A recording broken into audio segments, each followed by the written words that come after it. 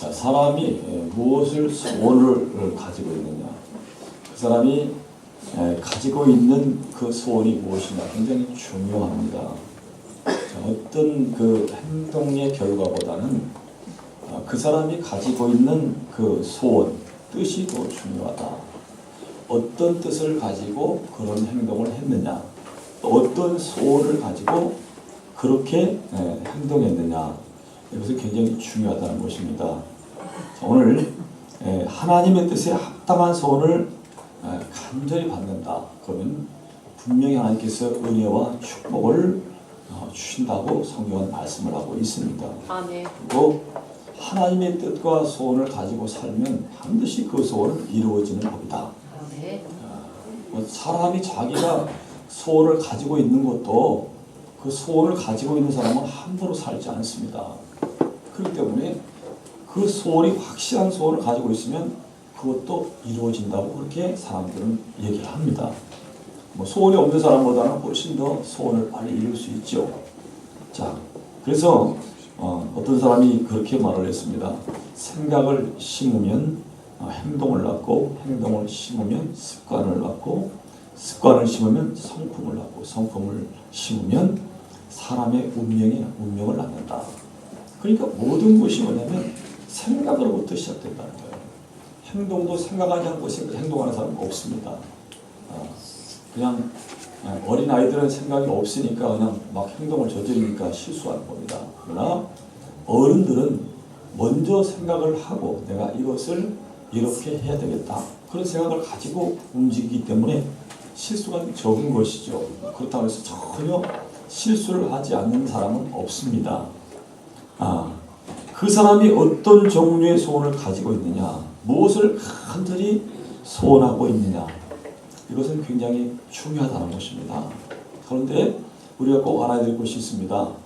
자, 우리가 이제 세상 살면서 특히 우리 예수 믿는 사람들이 누구를 싫어합니까? 마귀를 싫어합니다. 그런데 마귀도 우리의 소원을 통해서 들어온다는 거예요. 마귀는 절대 우리가 잘못된 소원을 하지 않으면 절대 들어올 수 없어요. 잘못된 소원을 가지고 있으면 반드시 마귀가 들어온다는 것입니다. 또 반면에 하나님도 우리의 소원을 통해서 역사해 주신다. 굉장히 중요한 겁니다. 마귀라는 놈도 우리의 소원을 틈타고 들어와서 역사를 하고, 하나님도 우리의 소원을 따라서 역사해 주신다. 같지만은 결과는 엄청나게 다르다는 거예요. 마귀가 만일 우리의 잘못된 소원을 타고 들어와서 역사하면 우리는 망하는 것입니다. 영적으로 육적으로 망하는 것입니다. 그러나 하나님께서 우리의 그 소원을 통해서 들어와서 역사를 하신다면 그건 성공입니다. 아무리 그거는 잘못된 그런 상황 속에서도 성공한다는 것입니다. 그게 굉장히 중요하죠. 자, 그런데 더 중요한 것은 뭐냐면 우리의 소원도 그만큼 중요한데, 더 중요한 것은 뭐냐면 하나님이 바라시는 소원대로 사는 것이 더 중요하다. 하나님이 바라시는 소원이 있다는 것입니다. 그래서 우리가 가정에서도 가정교육을 잘 시키려고 합니다. 가정교육이 뭡니까? 자녀들이 밖에 나가서 뭔가 사람들에게 손가락질 당하지 않도록 하기 위해서 가장 좋습니다. 너희가 어른을 공경해야 된다. 어른들을 만나면 인사를 해야 된다. 그거 왜 가르칩니까? 그 아이들이 가정에서 교육을 잘 시키면 나가서 그렇게 한다는 거예요. 저는요, 요즘 이 전철을 타고 다니면서 그걸 느낍니다. 참, 우리는 가정에서 그런 교육을 안 받았는데도 불구하고 어른들이 오면 벌떡벌떡 일어나는 것이 습관이 되어 있습니다. 어쩔 때는 나보다 더 젊은 사람인데 머리가 벗겨지고 머리가 희끗희끗하면 내가 먼저 일어나요. 왜 그렇습니까? 나보다 어린데도 나보다 더 늙은 사람도 있어요. 늙어 보이는 사람이 있습니다. 그러면 그 앞에 일어나게 된다고요. 근데 요즘 아이들은요, 전혀 일어날 기미조차도 보이지 않습니다. 아무리 머리가 하얀 할아버지가 와도 일어나지 않습니다. 할머니들 와도 일어나지 않습니다. 안 일어나는 것이 정상이라고 생각해요. 우리 지금 우리 애들, 지금 우리 청년들, 혹시 너희들 전절 따고 다니면서 어른들 오면 자리에서 벌떡벌떡 일어나나? 해본 적은 어? 해본 적은 있어? 그러면은 해찬이는 아직도 그러면 순수한 영혼이기 때문에 그럴 수 있을 거야. 아마 우리 수진이라든지 우리 혜슬이라든지 혜승이라든지 어른들이 오면 벌떡벌떡 일어나지나? 잘 안 일어나지지? 카톡 하느라고 그냥 카톡 하는 척하고 안 일어나 버려. 그게 정상이라고 생각합니다. 제가 민망해. 저 멀리 있는 그 젊은 사람 앞에 서 있는 사람 그 할아버지한테 어르신 이리 오세요. 그래도 안 일어나요. 안 일어납니다. 여러분 이것은 가정교육도 물론 가정교육이지만 근본적으로 아이들이 어른을 공개한다는 것을 공경한다는 것을 모르는 것입니다. 이게 정말 큰 일입니다. 그래서 적어도 우리 신앙인들의 가정에서 적어도 우리 아이들한테 밖에 나가거든 알든 모르든 좀 어른들을 좀 공경하라고 가르쳐야 됩니다.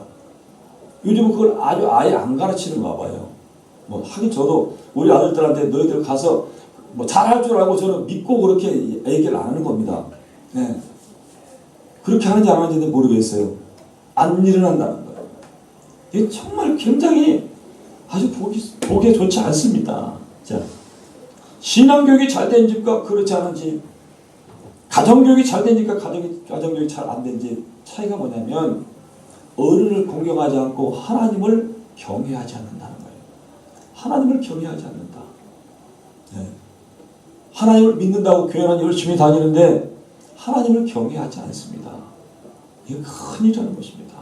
하나님을 경외하지 않는데 하나님이 바라시는 소원대로 사는 그런 삶이 되겠어요? 없습니다. 하나님을 경외하는 삶을 살 수가 없습니다. 하나님을 공경하지 않는데 어떻게 해요?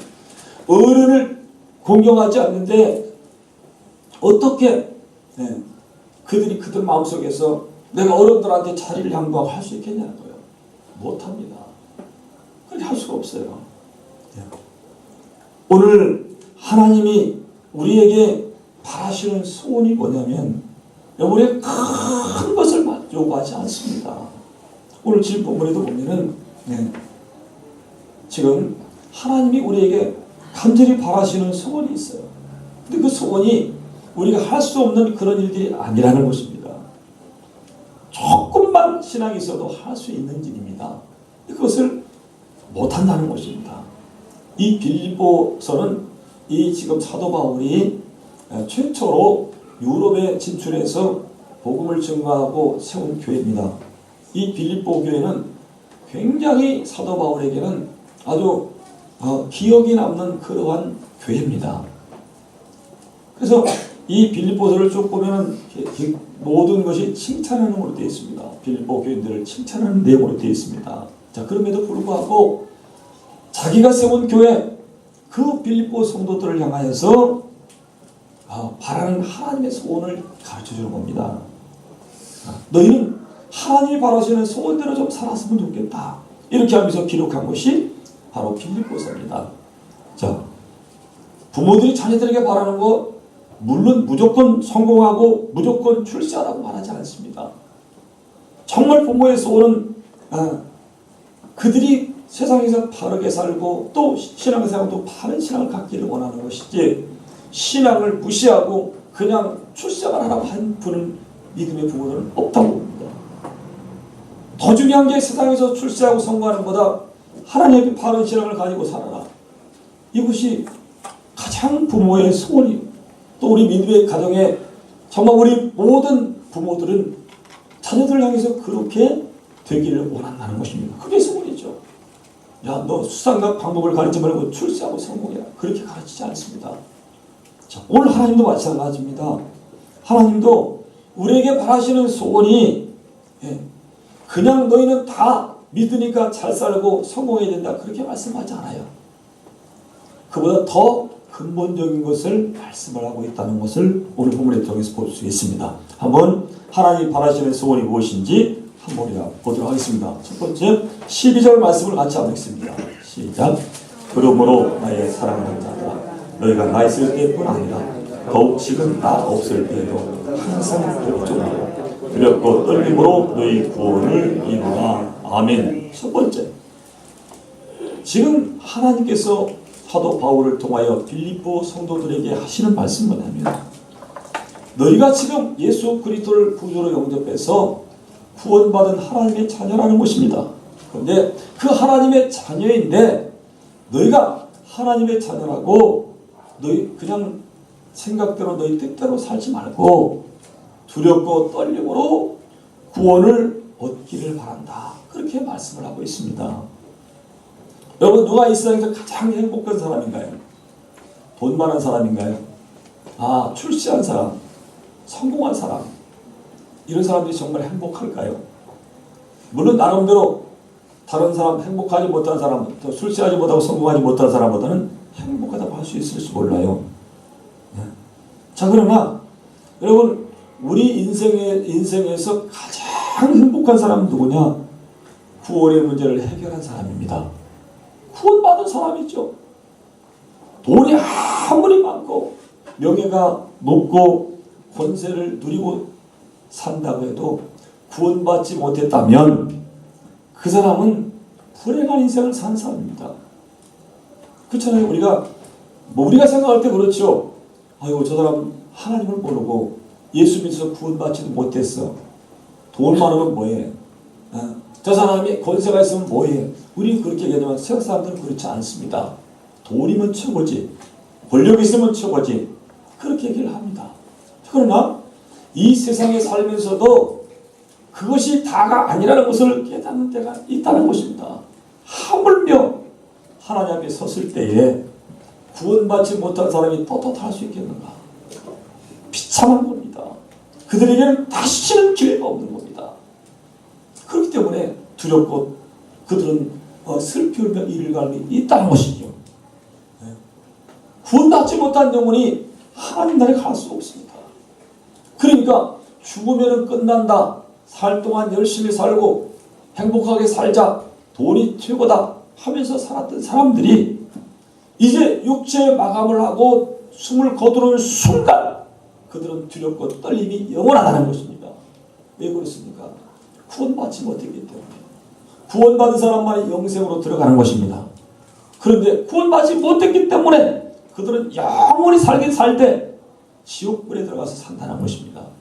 이것이 얼마나 비참한 얘기죠. 자, 우리 하나님께서 우리에게 주어진 축복이 가장 큰 축복이 뭡니까? 구원입니다. 그래서 영접하는 자, 그 이름을 믿는 자에게 하나님의 자녀가 되는 권세를 준다고 요한복음 1장 12절에 말씀하고 있어요. 예수 그리스도를 구주로 영접하면 우리는 하나님의 자녀가 되는 그 권세를 받는 동시에 영생을 얻게 된다는 거예요. 그렇죠? 하나님이 세상을 이처럼 사랑하사 독생자를 주셔서 이는 저를 믿는 자마다 영원히 멸망치 않고 구원받게 한다는 것입니다. 그러니까 구원받는 것이 가장 큰 축복이라고요. 세상에서 돈 많이 벌고 출세하고 성공하는 게 그것이 행복이 아니고 그것이 축복이 아니라 하나님의 자녀가 되는 권세를 받고 영생 구원을 얻는 그것이 가장 큰 축복이라는 것입니다. 자, 그래서 우리가 이 받은 구원의 그 구원을 갖다 세 가지 차원으로 얘기를 합니다. 과거로부터 구원, 현재로부터 구원, 미래로부터 구원. 그렇죠? 과거로부터 구원받는 건 뭡니까? 아담과 하와가 죄를 범함으로 말미암아 모든 인류가 다 죄 가운데 빠지게 되었어요. 그러니까 아담의 후손으로 태어나면 무조건 죄인입니다. 그들은 만일 그대로 살면 그들은 영원한 지옥불밖에 갈 데가 없어요. 그런데 예수 그리스도께서 이 땅에 오셔서 십자가에 달려 죽으심으로 말미암아 우리의 죄의 문제를 해결하십니다. 그리고 그것을 예수님을 영접하면서 주님의 그 공로를 힘입는 모든 사람들은 하나님의 자녀가 됨과 동시에 구원을 받게 된다. 이게 과거로부터 구원입니다. 이게 근본적으로 우리 영혼의 구원을 받는 거죠. 자, 그런데 현재의 구원을 받을 게 있다는 것입니다. 또 현재의 구원. 우리 매일매일 삶을 통해서 우리가 구원을 이루어가야 된다. 그렇죠? 여러분, 현재적 구원이라는 게 뭡니까? 오늘 내가 세상을 살아갑니다. 그런데 죄의 유혹이 엄청 많습니다. 죄를 짓고 나서 죄를 지으라고 하면서 요구하는 게 뭡니까? 돈 주겠다는 것입니다. 이 사단의 마귀의 그런 어떤 유혹이죠. 너 이거 조금 네 생각만 바꾸면은 너 잘 살 수 있는 길이 있어. 자꾸 죄가 유혹을 한다는 것입니다. 근데 거기서 어떻게 구원을 받느냐는 거예요. 세상 나가면 수많은 그런 우리를 유혹하는 것들이 있습니다. 근데 그 유혹을 어떻게 뿌리치고 우리가 구원을 받느냐? 이게 현재적인 구원입니다. 지금 우리가 가지고 있는 나쁜 습관들이 있습니다. 이 모든 습관들이 있습니다. 그 습관들은 하루아침에 없어지지 않습니다. 우리가 과거에 믿기 전에 가졌던 그런 나쁜 습관들, 여러분 이것은 그냥 믿기 때문에 사라지는 것이 아닙니다. 믿어서 성령에 충만하면 없어진 것처럼 보입니다. 그런데 우리가 충만하지 않으면 다시 그것이 우리를 사로잡아 버려요. 그래서 또 죄를 짓게 만드는 것입니다. 이 습관으로부터 우리가 구원받는 거 지금 현재 우리가 해결할 문제예요. 자, 모든 환난으로부터 구원. 그렇잖아요. 우리가 한 주 동안을 아무 탈 없이 산다 하는 것은 내가 잘 살았기 때문에 그렇습니까? 아닙니다. 하나님이 적극적인 도움이 있었기 때문에, 하나님의 보호하심이 있었기 때문에 그렇다는 거예요. 그러니까 이 모든 것들은 현재적인 것이다. 자, 우리가 이 현재적인 것이 얼마나 중요하다는 것을 매일매일 삶을 통해서 알 수 있습니다. 그때 만일 내가 그렇게 하지 않았더라면, 내가 이런 환난이나 고통을 받지 않았을 터인데, 여러분 순간순간 그런 일이 너무 많다는 거예요. 그렇게 하지 말았으면 될 뻔했는데. 제가 지금 이마에다 별을 하나 달았습니다. 지금 잘 안 보이죠, 근데 운동을 하러 갔는데 그만 물에다가 그냥 정통을 받아가지고 좀 찢어졌어요, 이마가. 자, 근데 순간이거든요, 그게. 몇 초 사이에 일어나는 거기 때문에 그 행동을 하지 않았으라면 괜찮았을 텐데. 그 지나고 나면은 그냥 참을 걸, 하지 말 걸, 이런 일들이 더 많잖아요. 부부간에 싸우는 것도 마찬가지잖아요. 순간적으로 0.001초만 참으면 되는데 확 나와버렸어요. 그럼 그거 수습하려면 또 얼마나 시간이 많이 걸립니까? 그러니까 순간순간, 매일 순간순간마다 우리는 이런 그 현실에서 우리가 구원을 받아야 된다는 것입니다. 자, 오늘 이 매일매일의 이 죄로부터, 죄의 유혹으로부터, 세상의 어떤 유혹으로부터, 자기 나쁜 습관으로부터, 모든 환난으로부터 우리가 구원을 맛보며 살아가지 못한다면 여러분 신앙생활에 무슨 재미가 있겠어요? 무슨 재미가 있겠냐고요? 뭔가 승리한 그런 어떤 기쁨이 있어야 되는데 그냥 화내고 싶으면 화내버리고 싸우고 싶으면 싸우고 다 그렇게 해서 살았다면 거기에서 무슨 기쁨이 있겠어요? 부부싸움에서 이겼다고 기쁨이 있겠습니까? 형제 자매들하고 싸워서 자기가 승리했다고 해서 거기에 만족함이 있겠습니까? 없다는 것입니다. 신앙의 기쁨을 우리가 회복해야 된다는 것입니다. 여러분 이 신앙 앞에서 우리가 구원을 이루어가야 된다. 우리가 어떤 삶을 살아야 내가 신앙 가운데서 구원의 기쁨을 맛보고 살 것인가. 이것을 우리는 항상 내 삶을 통해서 우리가 그것을 체험해야 된다는 것입니다. 그러면 우리가 매일의 삶 속에서 어떻게 구원을 이루어갈 수 있느냐는 거예요. 제일 중요한 게 뭡니까? 하나님 앞에서 두렵고 떨림으로 진실하게 살아가야 된다는 거예요. 두렵고 떨림으로 진실하게 살아가야 된다. 신앙과 생활에서 진실이 삭제되면 그거는 위선입니다. 거짓입니다. 진실하지도 못한 신앙을 가지고 있으면서 그걸 신앙이라고 착각한다는 말이에요. 진실이 빠졌기 때문에 그들의 신앙이 가짜입니다. 그렇잖아요. 기름도 우리가 참기름이다 무슨 기름이다 그러는데 기름이 참기름이 되려면 진짜야 되죠. 그게 참기름입니다.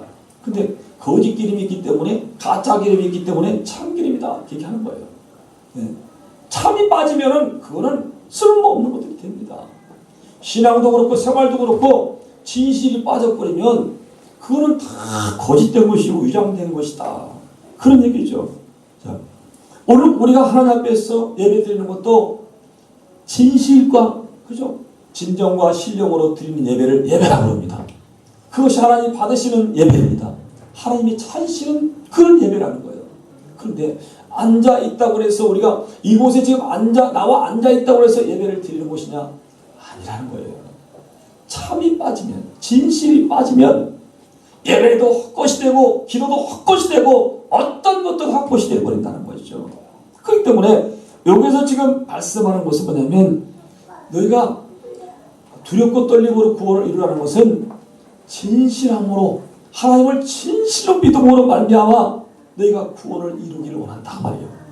여러분 우리가 하나님을 두렵고 하나님 앞에서 산다는 것을 우리가 의식하지 못하면 전부 거짓된 삶을 살 수밖에 없어요. 하나님 너를 보고 계신다는 것을 진실로 믿느냐는 거예요. 못 믿으면 진실되게 살 수가 없어요.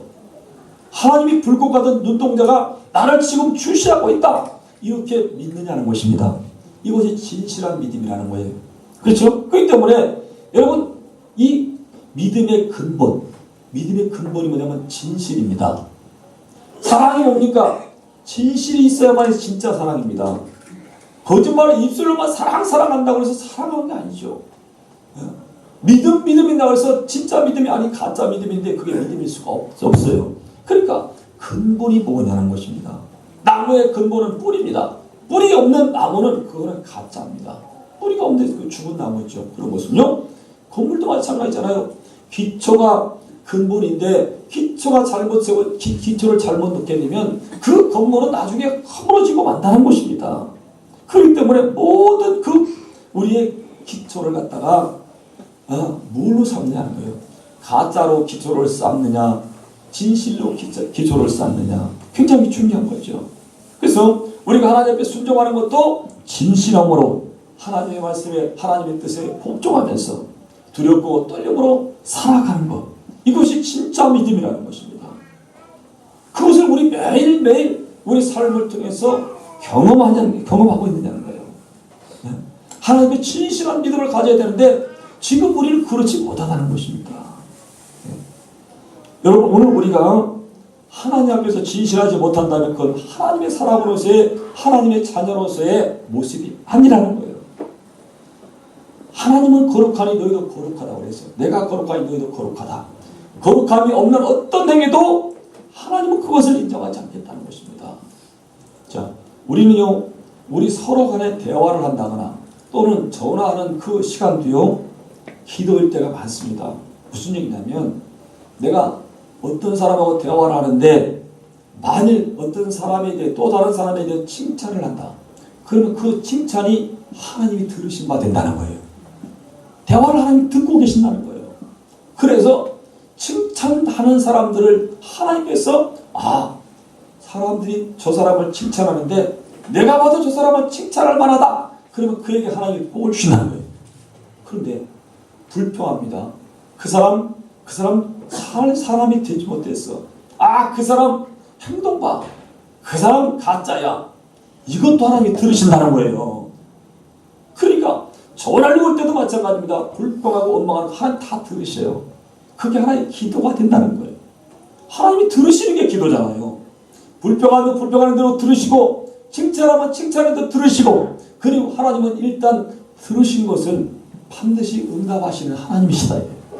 그렇잖아요. 제가 초신자 쪽이에요. 생각만 해도 하나님이 들어주시는 것 같은 그런 체험들을 많이 합니다. 초신자 쪽에는 하나님 나 이렇게 돼서 하나님이라고 하지도 않고 이거 좀 돼야 되는데 하면 하나님이 들으시고 응답해 주시는 거예요. 그런 경험들 한번 해보셨어요. 초신자 때. 그런데 신앙생활을 오래 해서 뭔가 기도의 맛을 알고 뭔가 하나님의 뜻을 알게 되면 왜 이렇게 응답이 더디는지 몰라요. 응답이 안 오는 것 같아요. 그런데 응답이 안 오는 게 아니라 그만큼 귀하다는 것을 깨닫게 하시는 겁니다. 응답을 안 하시는 게 아니에요. 자, 그래서 우리가 평소에 말하는 거, 꼭 기도 시간만이 아닙니다. 말하는 거. 기도하면서 막 불평하면서 원망하면서 기도하는 사람 없잖아요.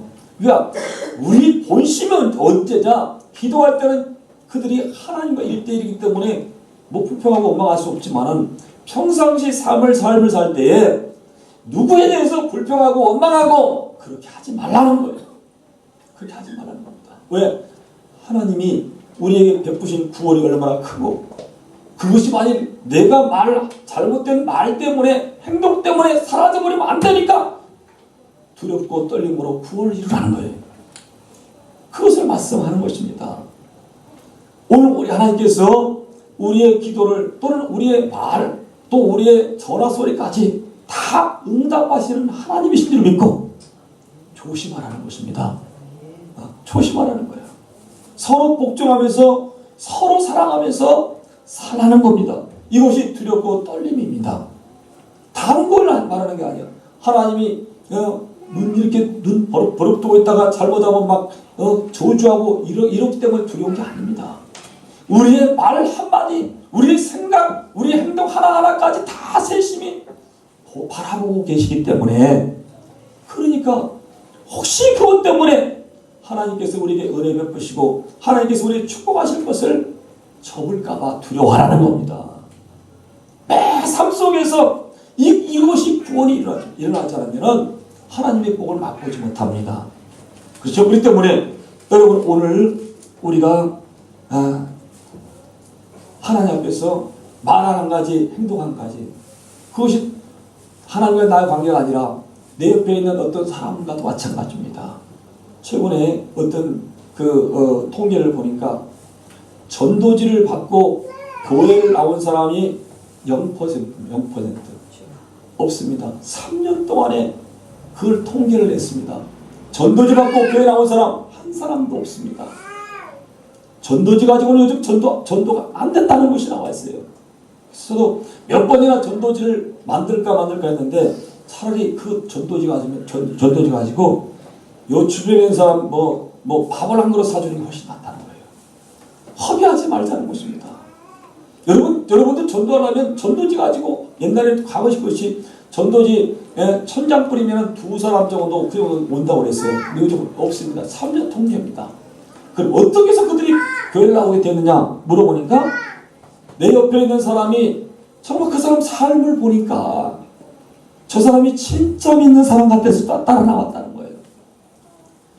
내가 어떻게 사느냐, 내가 어떻게 행동하느냐 그것을 보고 따라 나온다는 거예요. 여러분 우리가 구원받은 것이 그렇게 그냥 오다가다 어떻게 그냥 얻어 거는 것이 아니잖아요. 여러분 예수님이 나를 위해서 십자가를 죽으셨다는 것입니다. 그리고 우리가 구원받았어요. 그런데 그 다른 영혼들, 다른 사람들도 마찬가지라는 것입니다. 여러분 그들을 구원하는데 내가 가서 전도지 준다고 해서 구원받는 일은 그런 지금 세상은 아니라는 것입니다. 반드시 내 삶을 보고 저 사람이라면 내가 믿고 따라갈 수 있다. 이러한 삶을 살아야 된다는 것입니다. 나 때문에 구원받을 사람도 있고 나 때문에 저주받을 사람도 있다. 얼마나 두렵고 떨립니까? 그렇죠? 이것을 말씀하는 것입니다. 그러므로 하나님이 소원하시는 것은 뭐냐면 너희가 구원받은 것을 두렵고 떨림으로 지키며 살아라. 그것은 뭐예요? 진실의 뜸으로 너희 삶을 통하여 다른 사람들에게 그들도 역시 하나님 앞에 나오고자 하는 그런 마음을 갖도록 살라. 그런 말씀인 줄 믿습니다. 자, 또 한 14절 말씀을 같이 읽습니다. 13절 말씀 있습니다. 시작. 너희 안에서 행하시는 이는 하나님이시니 자기의 기쁘신 뜻을 위하여 너희로 소원을 두고 행하게 하시나니. 아멘. 자, 두 번째 뭡니까? 하나님은 하나님의 기쁘신 뜻을 위하여 살기를 원하신다는 겁니다. 여러분 하나님의 뜻대로 산다는 것이 가장 복된 삶인 줄 믿습니다. 아멘. 그렇잖아요. 내 생각이 아무리 내 아이디어가 아무리 뛰어나고 또 탁월해도요 내 뜻 가지고 사는 그것은 하나님이 원하시는 그런 삶이 아니라는 것입니다. 12절에 보면 복종하라는 말씀을 하죠.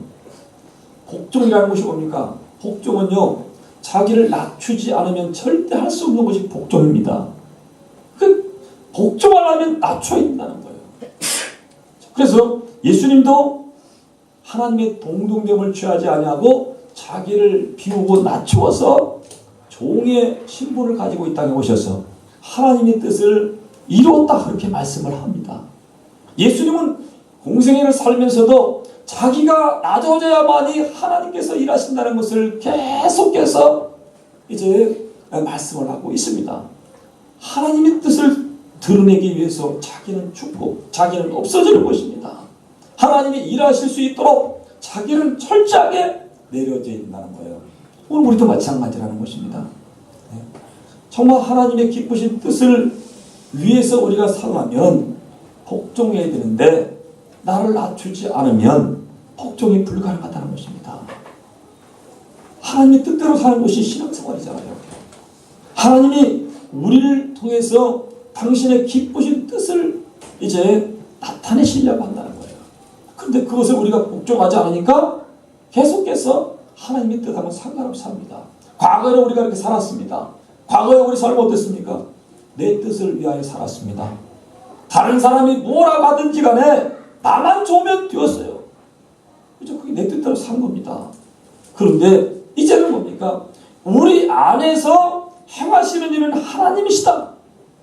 그 하나님은 어떤 일을 하시느냐? 자기 뜻을 위하여 우리로 소원을 두고 행하게 하신다. 그렇게 말씀하십니다. 빌립보 교인들 안에 한 사람 한 사람 안에 하나님의 뜻이 있었다는 것입니다. 오늘 저와 여러분의 그 마음속에 하나님의 뜻이 있다는 것을 믿으시기 바랍니다. 하나님의 뜻이 있는 것입니다. 여러분 하나 같은 사람이 무슨 하나님의 뜻이 있어? 나는 그냥 믿음도 없는 사람이고 나는 직분도 그냥 없는 사람인데 그렇게 생각한다는 것입니다. 아니요. 믿는 모든 사람들 속에 하나님의 뜻이 그 안에 있다는 것입니다. 그리고 그 소원을 두고 행하신다. 그건 우리가 행하는 게 아니라 하나님이 행하신다는 거예요. 이 행하신다는 말을 원문에 보니까 이제 에네르곤이라고 해요. 에네르곤 속에서 에너지라는 말이 나왔습니다. 무슨 얘기입니까? 바로 그 에너지. 말하자면 그 사람이 움직일 수 있는 그런 힘을 갖다가 하나님께서 이제 에너지를 넣어서 우리로 그렇게 하게 한다는 것입니다. 보세요. 여러분 우리 육체라는 것은 말이죠. 쉬고 싶습니다. 일하고 싶지 않습니다. 먹고 쉬고 놀고 싶지 하나님께 기도하고 싶지가 않습니다. 하나님의 말씀을 듣고 하나님 뜻대로 살길 원치 않는다는 것입니다. 그런데 그 사람들 속에 하나님께서 에너지를 공급하신다는 거예요. 에너지를 공급하신다는 것입니다. 하나님의 에너지가 공급되어서 우리가 하나님의 뜻대로 살기도 하고 다른 사람을 위해서 수고도 하기도 하고 하나님의 교회를 섬기기도 한다는 것입니다. 내 힘으로 하는 게 아닙니다. 우리가 만일 하나님의 일을 내 힘 가지고 내 능력 가지고 하려고 그러면 얼마 하지 못해서 지쳐버리고 맙니다. 그러니까 하나님의 뜻이 우리 가운데서 들어오셔서 그 하나님의 에너지로 말미암아 만일 그 에너지가 공급되어지면 그때는 하나님을 위해서도 수고하고 애쓸 수 있고 다른 사람들을 위해서 기도하고 다른 사람들을 섬길 수 있도록 하신다는 것입니다. 그것이 바로 에너지입니다. 자, 이 하나님의 에너지는 나 한 사람에 그치는 것이 아니라 우리 모든 사람들 속에서 하나의 기계처럼 이렇게 연결하게 만들어서 일을 하게 하신다는 거예요. 자, 그러니까 우리 각각 한 사람 한 사람 속에 하나님의 에너지가 말하자면 그 에너지원이 공급되어진다는 것입니다. 만약 공급받지 않으면 우리가 만일 한꺼번에 이렇게 하나님의 에너지로 연결되어서 움직이는 그런 공동체라면 한 사람이 만일 빠진다, 한 사람이 만일 삐끗한다 하면 어떻게 되겠습니까? 고장이 생긴다는 것입니다. 고장이 생긴다는 것입니다.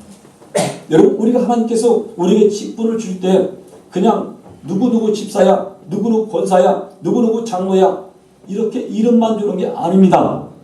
에너지를 주신다는 거예요. 에너지를 준다는 것입니다. 그 에너지를 받기 전에는 그 노릇을 하지 못합니다.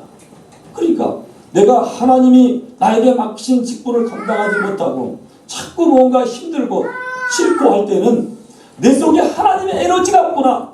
이것을 빨리 캐치해야 된다는 거예요. 에너지가 없는데도 불구하고 그냥 막 하려고 그러니까 삐그덕 소리가 나고 원망이나 불평이 나온다는 것입니다. 여러분, 하나님은 그 마음에 하나님의 소원을 담기를 원하는 사람들을 통해 역사하시는 줄로 믿습니다. 그렇잖아요? 성경에 나오는 모든 위인들이 다 누굽니까? 그들이 위대해서 그렇게 하나님의 일을 한 것이 아니라 하나님의 공급하시는 에너지를 통해서 하나님의 일을 한 사람들입니다. 요셉이라는 사람이 그 사람이 특별해서 그런 게 아니라 하나님의 소원이 그 안에 있음을 그가 알고 하나님 나에게 은혜를 베풀어 달라고, 그래서 그 은혜를 받아서 에너지로 받아서 하나님 앞에 순종했더니 요셉이 된 거예요. 아브라함도 마찬가지고 다윗도 마찬가지고 사무엘도 마찬가지고 다 마찬가지입니다. 그들이 우리보다 특별해서 그런 게 아니라는 거예요. 여러분, 다 우리 각자 심령 속에 하나님의 에너지를 공급하시고 계시다는 거예요. 그래서 그 에너지를 갖다가 활용하는 사람들에게 더 큰 에너지를 공급하시고 해서 헌신하게 만들고 충성하게 만들고, 그래서 그걸로 말미암아 복을 받게 하신다는 거, 이걸 꼭 기억하는 저와 여러분들에게 주님의 축복을 드립니다. 그런데 이 하나님의 에너지가, 하나님의 소원이, 에너지가 우리 속에 들어와서 우리로 하여금 하나님께 충성하게 해야 되는데, 그것을 가로막는 것이 뭐냐? 그것이 바로 원망과 시비라는 것입니다. 그러니까 모든 일을 원망과 시비가 없이 하라, 그렇게 말을 합니다. 이런 너희가 흠이 없고 순전하여 어그러지고 거스리는 세대 가운데서 하나님의 흠없는 자녀로 세상에서 그들 가운데 빛들로 나타내며 그랬어요. 여러분, 우리가 위대해서 나타나는 게 아니라 하나님이 소원을 우리 가운데 주셨을 때 그 소원을 이루기 위해서 더 많은 하나님의 그 힘을 공급하려고, 하나님의 은혜를 공급받으려고 하는 그 사람들을 하나님께서 사용하신다는 것입니다. 여러분, 우리를 부르신 것은 하나님께서 하나님의 기쁘신 뜻을 위하여 부르신 거예요. 그러니 우리가 하나님의 에너지로, 하나님의 은혜로 말미암아 충만히 채워지면 웬만한 일에 원망하지 않습니다. 여러분, 원망하고 시비하면 그 하나님의 일은 끝나버리는 겁니다. 뭔가 내가 하나님 일을 하면서 원망이 들어오거든 정지하시고 하나님에게 힘을 달라고 기도할 수 있기 바랍니다. 어떤 시비거리가 생기거든, 내 생각은 저렇지 않은데 왜 저럴까? 이런 시비거리가 생기거든, 그것을 그치고 하나님에게 에너지를 공급해 주옵소서. 그래서 힘을 얻고 일을 하는 저와 여러분 되시길 주님으로 축복을 드립니다. 이스라엘 백성들이 원망과 시비를 할 때 하나님께서 뭐라고 합니까? 너희들이 날 반역했다고 그랬습니다. 하나님을 거역하는 것이 반역이죠. 여러분, 하나님 뜻이 우리 가운데서 소원을 가지고 하나님이 행하시는데 그것을 거절하는 것이 바로 반역입니다. 그게 반역이에요. 하나님을 반역한다는 것이 얼마나 큰 죄라는 것을 우리가 잘 생각하지 못합니다. 나는 하나님을 반역하는 게 아니라 나는 어떤 일에 대하여 나는 그것이 내 마음에 듣지 않는다고 생각을 하는 것이, 그것을 그렇게 착각한다는 것입니다.